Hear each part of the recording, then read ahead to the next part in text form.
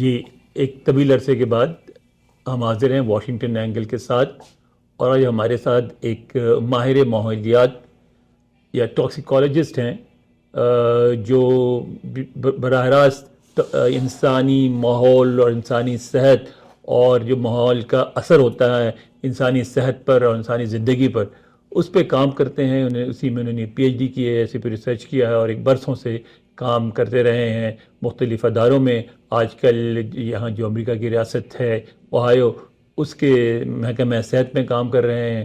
تو ہم چونکہ ان کا تعلق پاکستان سے ہے اور پاکستان جاتے رہتے ہیں، اکثر سال میں 2 دفعہ چلے جاتے ہیں. پھر انہوں نے کچھ کراچی میں جو سمندری پانی میں جو ملاوٹ ہے اس میں جو فلتھ ڈالا جاتا ہے، جو گندگی ڈالی جاتی، اس پہ بھی انہوں نے کچھ کام کیا ہے. تو اس لیے ہم اسے آج پاکستان اور پاکستان میں ماحولیات کے حوالے سے گفتگو کرتے ہیں.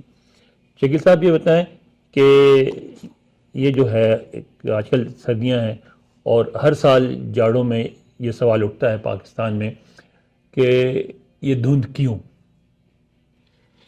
السلام علیکم. ہم اس کو اس اینگل سے دیکھنا چاہیں گے کہ وجہ کیا ہے کہ پاکستان میں جب میں ہوا کرتا تھا لیٹ 80s میں، اس وقت بھی دھند شروع ہو گئی تھی، لیکن اس کے بعد بہت زیادہ ہے.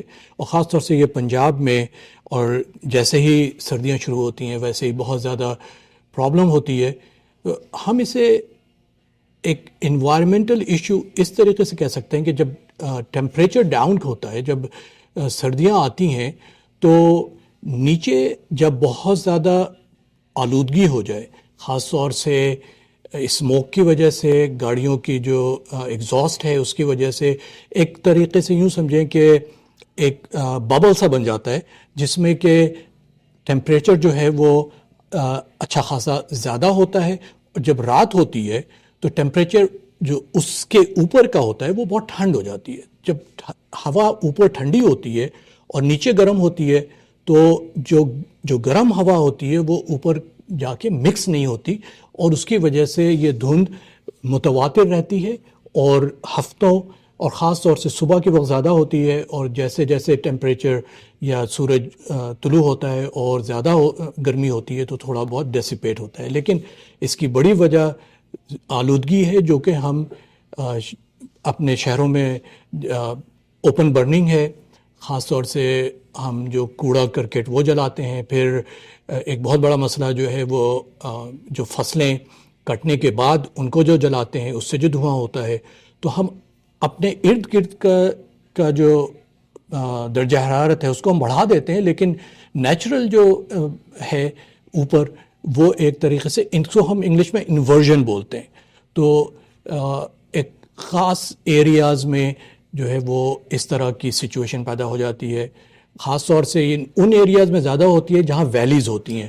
لیکن اگر پولوشن زیادہ ہو اور زیادہ ہم جو کچھ ہمارے ہیں جو ہم کر رہے ہیں اپنے ممالک میں، خاص طور سے بڑے شہروں میں اوپن برننگ اور جو نا آلودگی، اس کی وجہ سے یہ زیادہ ہم عام شہروں میں بھی دیکھ رہے ہیں. لیکن اس میں ہمارے ہاں ایک ظاہر متھ کہہ لیں یا ریئلٹی کہہ لیں، جس آپ کو بہتر پتہ ہوگا، کہا یہ جاتا ہے کہ جو ہمارے پڑوسی ملک بھارت میں، خاص طور پہ انڈین پنجاب میں جو فصلیں جلائی جاتی ہیں، فصلیں کٹنے کے بعد جو کچھ جلایا جاتا ہے، اس کی وجہ اوپن برننگ جو ان کے یہاں ہوتی ہے، اس کی وجہ سے ہمارے یہاں زیادہ ہوتا ہے. اس کے بارے میں آپ کیا کہیں گے؟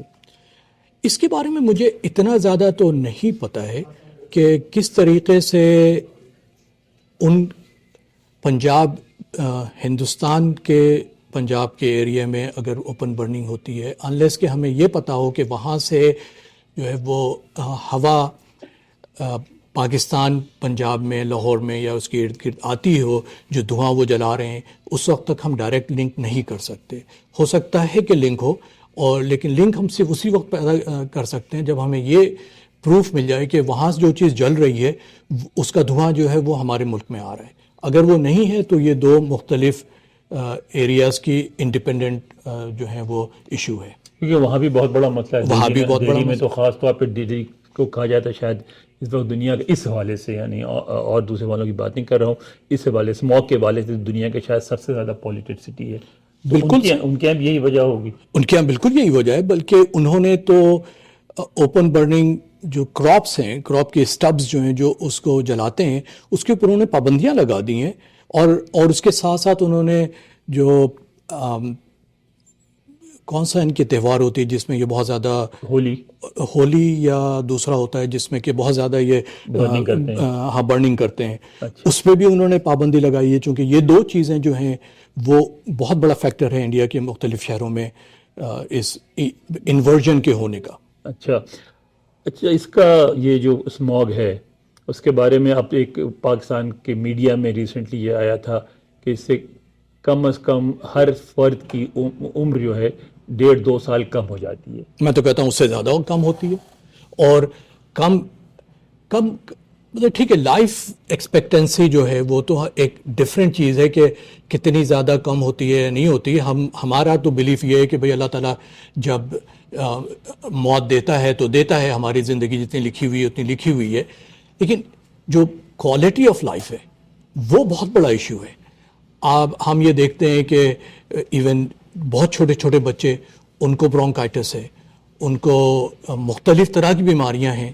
میں نے کچھ کام کیا ہے اس سلسلے میں، نہ صرف یہ کہ جب میں آغا خان میں پروفیسر بھی ہوتا ہوں تو آغا خان کے حوالے سے میں نے کچھ کام کرنے کی کوشش بھی کی اور کچھ کام کیا بھی، اور اس پہ کوشش کر رہے ہیں کہ کچھ فنڈنگ مل جائے تو اس پہ کام اور کریں کہ اس کا جو امپیکٹ ہے وہ نہ صرف جو لوگ جو پیدا ہونے کے بعد، بلکہ اس کا انفیکٹ جو ہے وہ پیدا ہونے سے پہلے ماں کے وومب میں بھی جو ہے وہ یہ پولوشن جو ہے وہ پینیٹریٹ ہوتی ہے پلیسنٹا سے اور بچوں کے برین میں بھی جاتی ہے. ہمارا یہ پلان ہے کہ ہم اس کی بچوں کی جو برتھ کے وقت ہم دیکھیں کہ ان کا ویٹ اور ان کا سرکمفیرنس جو سر کا ہے وہ ہم دیکھیں، اور اس کے بعد ہم اس کو فالو اپ کریں 2 سال تک، کیونکہ 2 سال تک وہ ہوتا ہے کہ آپ اس کی کوگنیشن اور دوسری جو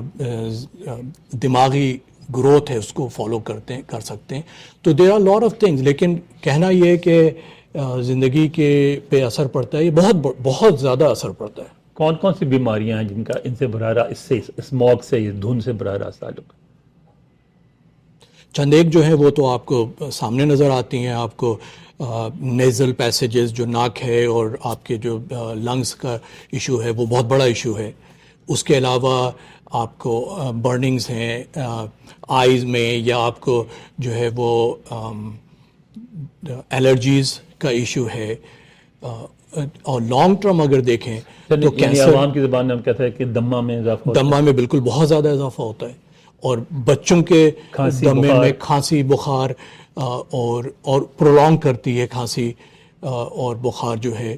اس کے علاوہ ہم لانگ ٹرم اگر دیکھیں تو کینسر انسیڈنس بہت زیادہ ہو سکتے ہیں. لنگ لیکن کینسر ٹی بی سے تو کوئی تعلق نہیں ہے. بالکل ٹی بی سے بھی تعلق ہے. ٹی بی کی جو ایکچوئل وجہ ہے وہ تو یہ نہیں ہے، اس کو وہ تو بیکٹیریا سے ہوتا ہے، لیکن جو آپ کی امیونٹی ہے وہ بہت کم کر دیتی ہے. یہ جیسے ہم کہتے ہیں کہ جو سگریٹ پیتے ہیں وہ زیادہ سسیپٹیبل ہوتے ہیں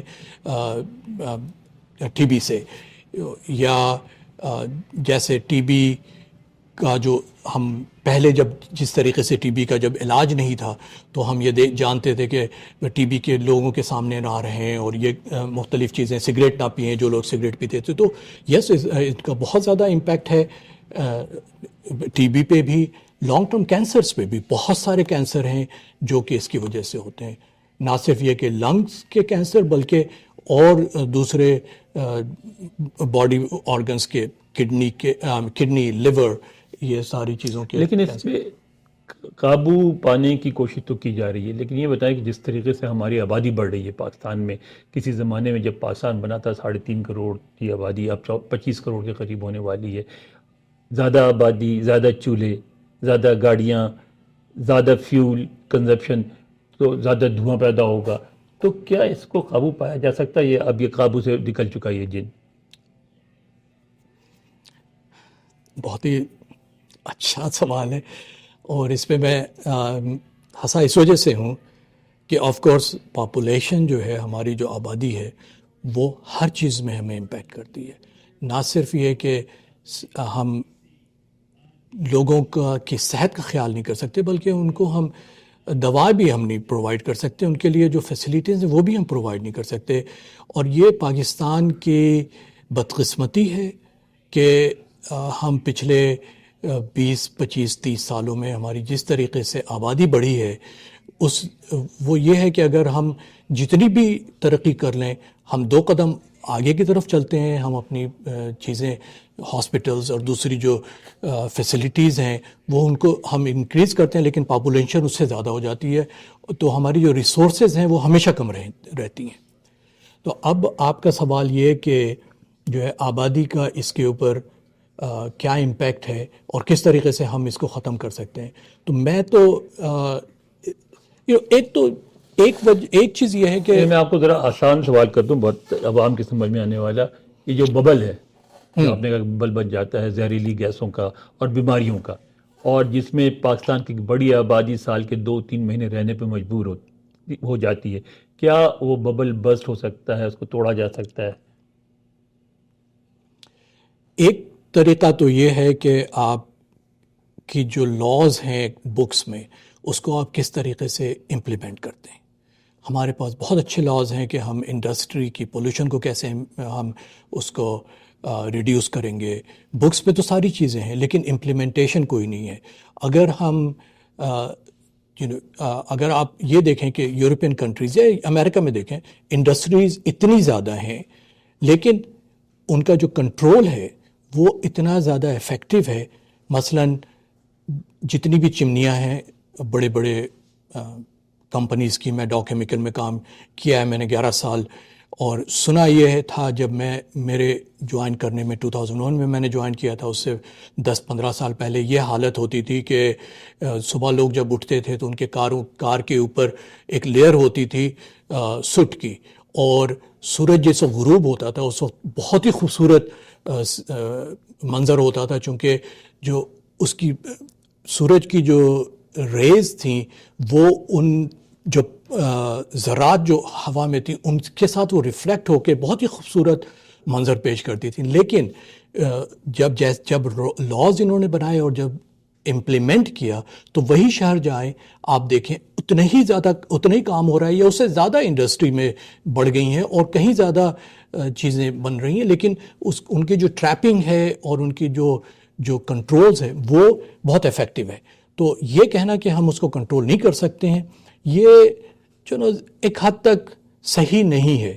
بات یہ کہ ہم کتنا کنٹرول کرنا چاہتے ہیں. نہیں، میں اس سے کہہ رہا تھا کہ میں نے آپ کو 1-2 میٹنگ آپ کی دیکھی جو آپ آن لائن تھی کووڈ کے دنوں میں، اور دوسری طرف بڑے انڈسٹریز بیٹھے ہوئے تھے اور بحث ہو رہی تھی. وہ بار بار آپ سے کہتے کہ ڈاکٹر یہ دیوار تو نہیں بنا سکتے ہم، اور یہ تو ایسے نہیں ہوگا، اور آپ نے کہا نہیں دیوار بنانی ہی پڑے گی، اور وہ مجبور ہو جاتے ہیں کیونکہ آپ وہاں ایز ایکسپرٹ ایڈوائز کر رہے ہوتے ہیں، ان کو ماننا پڑتا ہے اور وہ دیوار بنانی پڑتی ہے.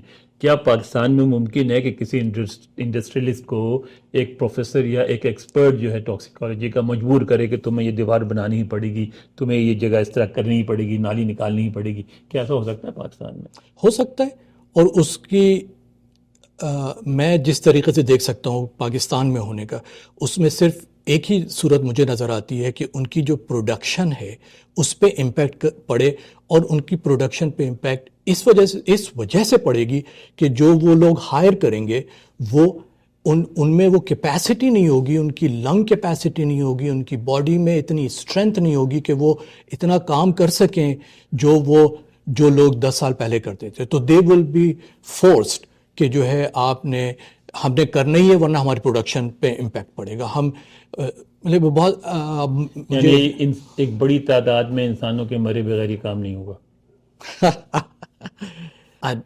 that's exaggeration، لیکن یہ کہ کسی حد تک صحیح ہے. جو ہے وہ انفارچونیٹلی کیا کہہ سکتے ہیں ہم اس سلسلے میں کہ جو ہے وہ